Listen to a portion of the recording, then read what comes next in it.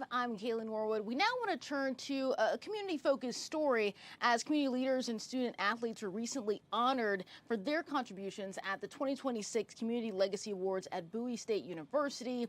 The event was put on by Competitive Edge EQ. And to talk all about it, we have two guests that were part of that event joining us live now. We have Lisa Leonard, the founder of the Competitive Edge EQ, and then Jen Adams, the founder of JMA Solutions, and also a U.S. Air Force veteran who was honored at the event. Oh, it's good to see you both. Glad to have you on tonight.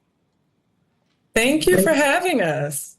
Thank you. Yeah, for those that might not be familiar with the event that takes place now annually, can you tell us about how the event went and why you think it's important that you continue to honor folks in the community? Oh, of course. So the event was amazing. First, let me just say that it was more than what we had even imagined. And so we've been growing for the past 2 years. This is our third year doing the Community Legacy Awards. The reason it's so important is because there's so many incredible people in our community doing amazing things.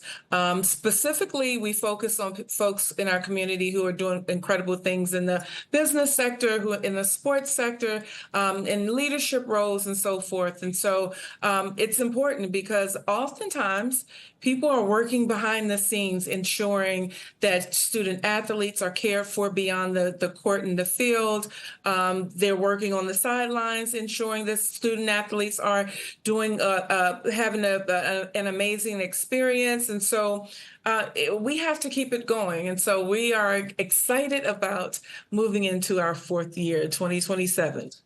I mean, to that point, it sounds like you're really looking to highlight people who may not have gotten the recognition otherwise. What was your inspiration behind putting this on? So the initial inspiration, we are a relatively new organization, right? And so we are in our fifth year, and we were trying to figure out how can we increase our footprint in the community? How could we get people to know who we are, the work that we do, how we support student athletes, because we don't support them in the more traditional way, meaning we don't offer sports per se. We don't offer basketball or football or rugby or anything of the like, right? But what we do is focus on their emotional and mental well-being. So we tried to figure out how can we connect with the community in a meaningful way that will also allow us to amplify our work. And that's kind of how we stumbled into the Community Legacy Awards, but that was one part. And then the second part was how do we honor people in a way that have made a significant impact. And so the two awards that we have is the James Brown Spirit of Service Award. And I affectionately like to say we dated JB and his family for quite some time, for about a year, so that he would understand the depth of the award itself. And likewise with Coach Diane Richardson, who is a native of our area, but she is now the women's coach at Temple University. So her award is the Diane Richardson Community Impact Award. And so we just wanted to make sure that we were able to connect with people in the community like Jen Adams, who are doing amazing things. Yeah, to that point, Jan, you received that award that she's talking about, the Diane Richardson Community Award. What did that mean to you? Oh, what I love about the fact that Diane has done so much in the community. I mean, she was in the community in business, and she's into sports now, and she's just doing so many things to give back. But I'm deeply honored to have received that Impact Award in her name by Competitive Edge. What makes Competitive Edge to me so important is that it focuses on the complete person, not only how someone performs, but how they manage pressure, disappointment, success, and all those things that come with being successful.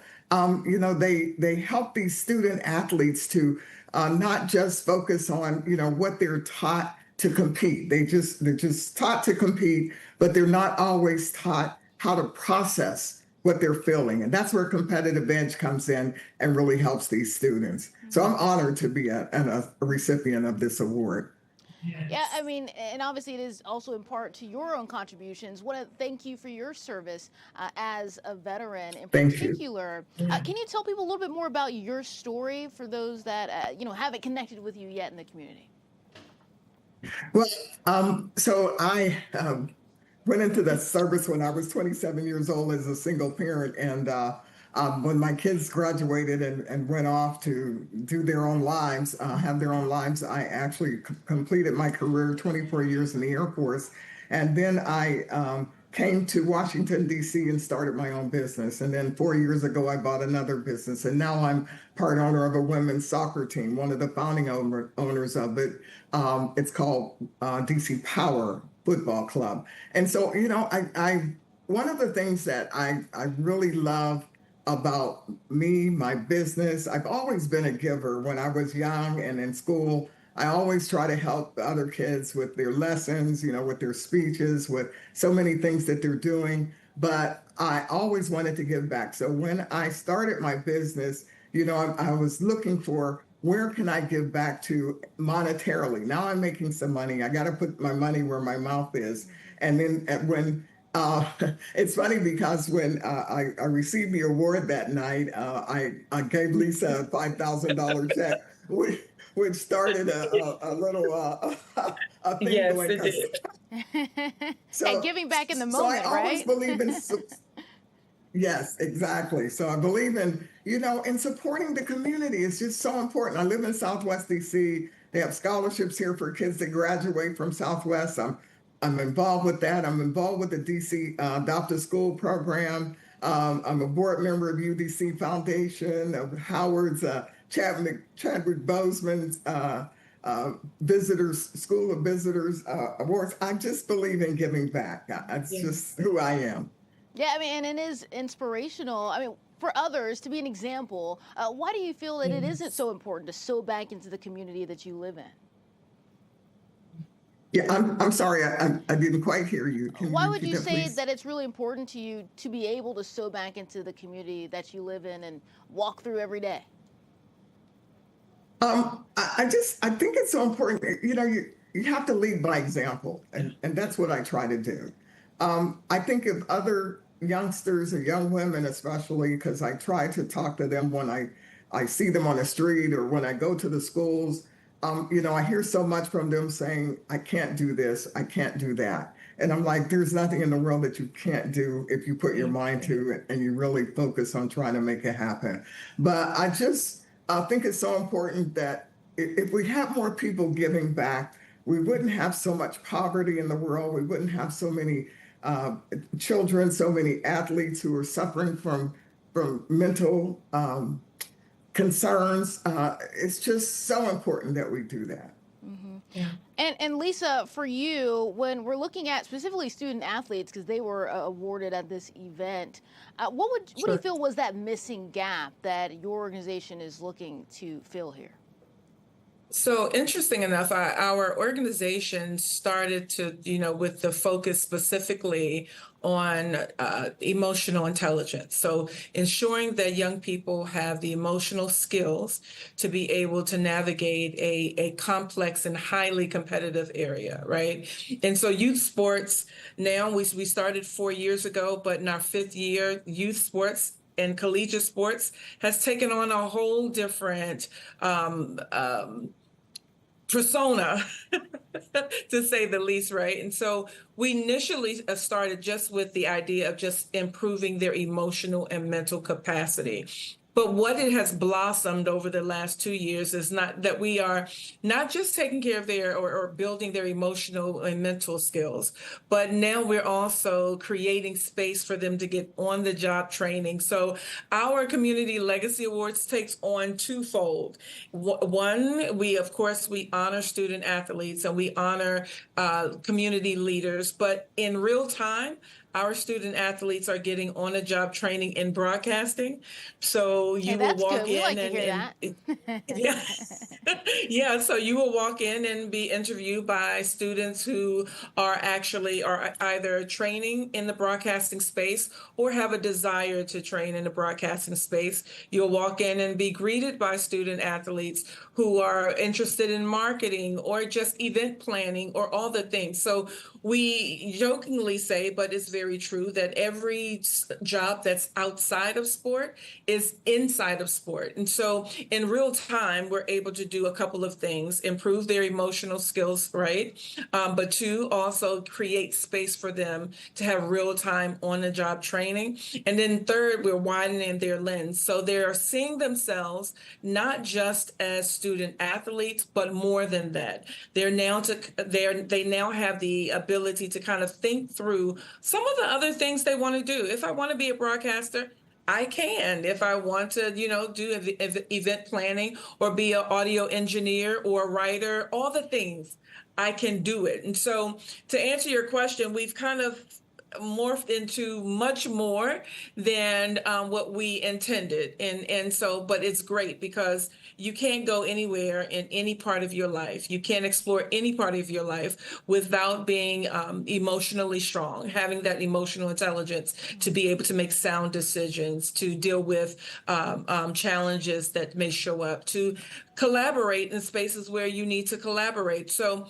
it's working for the good in all aspects. And I'm here to support her any way that I can. That's great. And it sounds like you're really focusing on making sure that they are set up for life after playing a sport. Because I know that is a big issue that a lot of, especially collegiate athletes and of course professional athletes, what's next after your time at a high performance job per se is up. To wait until the end of sport, until the end of your career to start thinking about what I want to do. We want to give them a head start before they even get to the collegiate level, to start thinking and tinkering and figuring out what am I interested in. So increasing their curiosity is really important to the work that we do. And last thing here, before I let you guys go enjoy the rest of your Saturday, what's next? Sure. What are you looking forward to coming up? So for us as an organization, we have what we call the Strength Beyond the Game EQ Academy that will start in September.